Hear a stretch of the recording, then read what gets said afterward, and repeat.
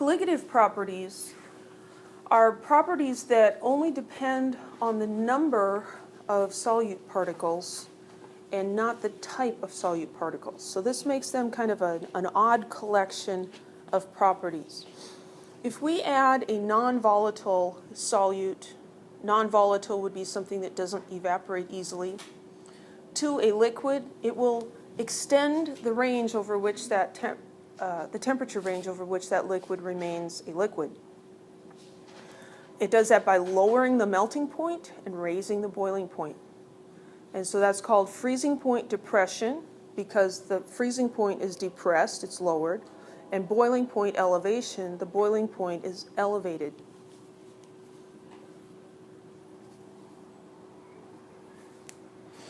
So colligative properties depend on the number of dissolved solute particles. If we add salt to ice, it lowers the melting point of the ice.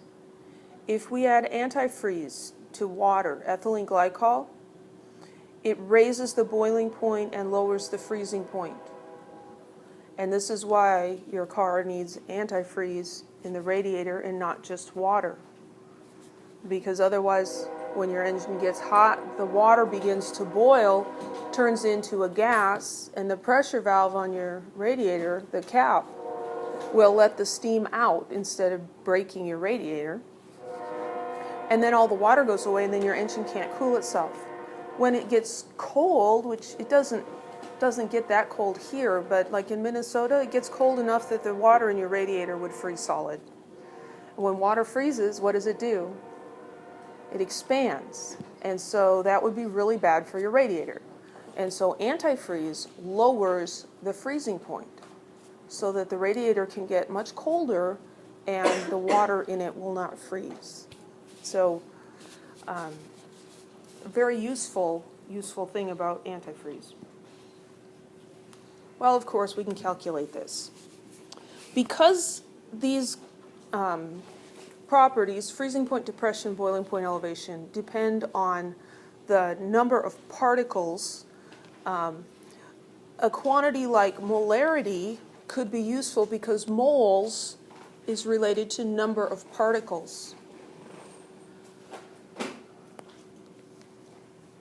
But we're not interested in the amount of solution, we're interested in the amount of the solvent. And so there's a slightly different unit. It's called molality, which is very, very similar to molarity. I almost said morality. See, this is an L there, molality. I personally don't like this unit, but it's here and we have to use it. So this is moles of solute, which is the same. Molarity was moles solute per liter solution. Here the difference is this is kilograms of solvent, not kilograms of solution. So that's an important difference. And this is abbreviated with a lowercase m. Another thing I don't like, because that looks like meters, but there it is. So let's look at molality. Calculate the molality of a sucrose solution containing 50.4 grams of sucrose and 0.332 kilograms of water.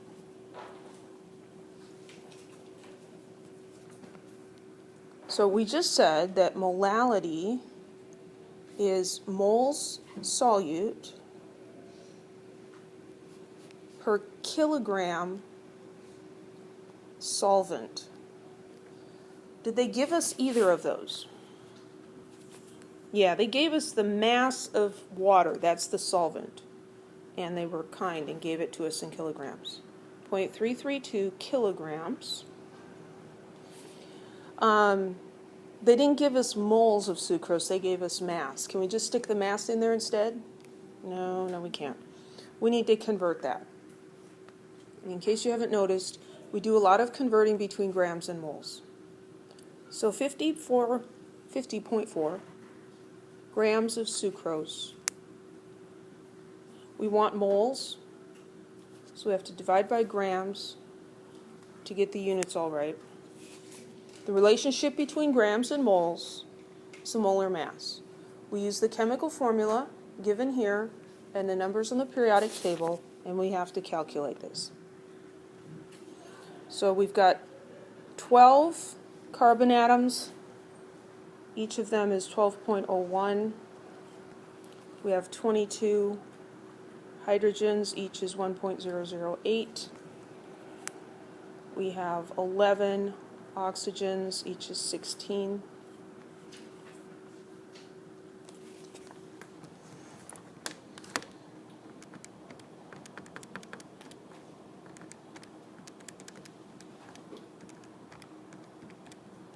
.3. Anybody else get that?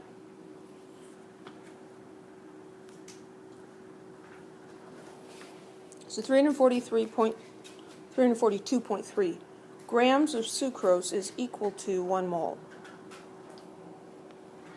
So that's the number we need to stick into this conversion, 342.3. So we're going to take 50.4, divide by 342.3. We come up with a number of moles. It's 0.15.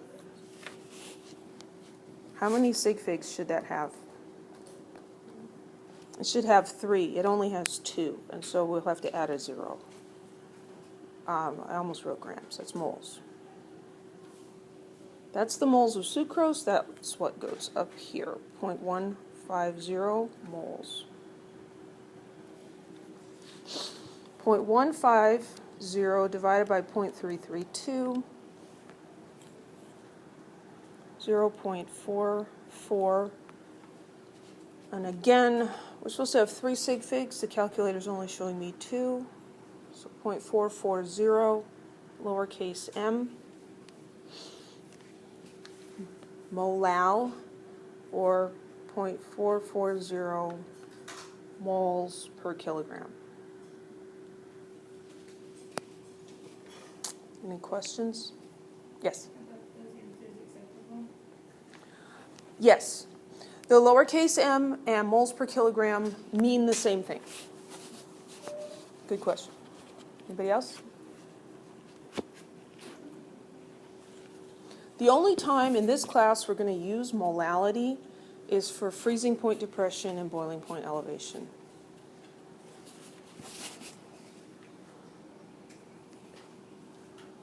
So there's an equation for freezing point depression. It depends only on the molality, the number of moles of solute per kilogram of solution. And so the change in the freezing point is going to equal the molality of the solution times a constant. This is called the freezing point depression constant, and it's going to be different for different substances. And so you're going to have to look that up. Okay? It's going to depend on the solvent, because the solute doesn't matter. If you put sucrose or sodium chloride or potassium nitrate, it doesn't matter. It's the number of moles of particles that matter. So delta TF equals molality times KF. KF you would be given, or you'd be given a table in which you can look it up. You don't memorize those. So calculate the freezing point of an aqueous 2.6 molal sucrose solution. And we are told that for water, KF is 1.86 degrees Celsius kilograms solvent per mole solute.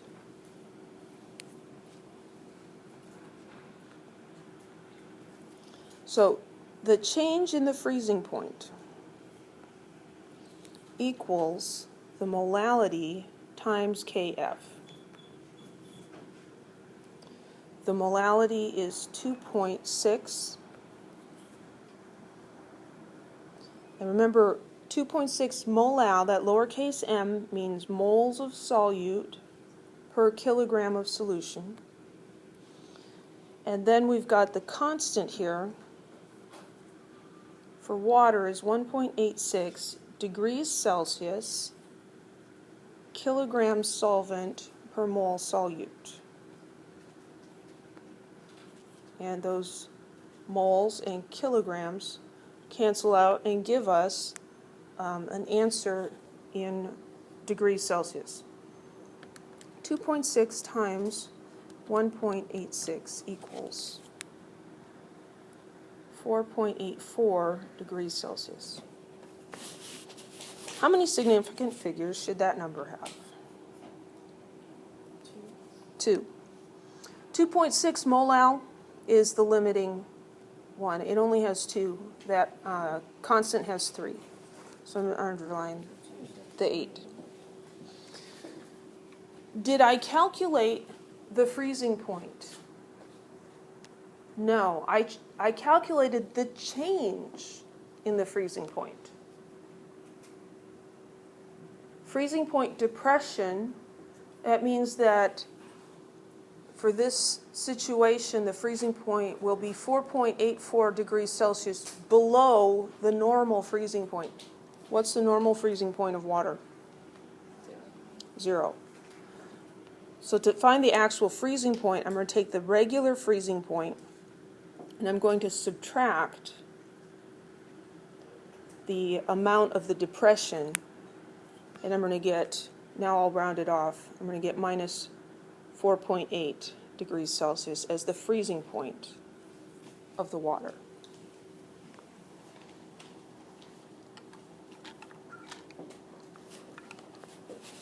Any questions? So like it will always give you the depression? Yes. Freezing point always goes down. And the way I remember it is,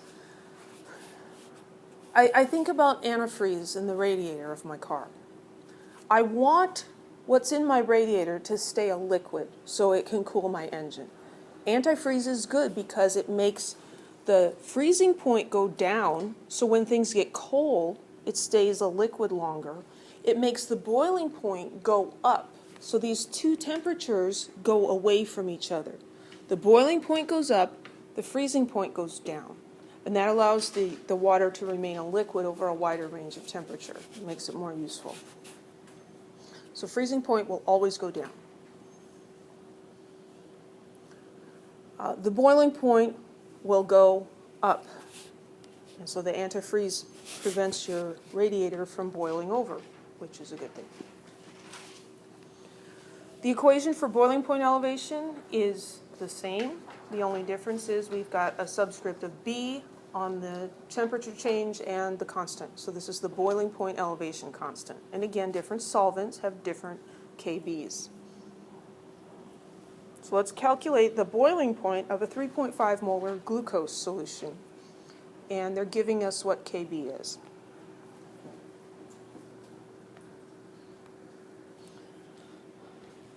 So we can calculate, oops, not F. We can calculate the boiling point elevation, the change in temperature.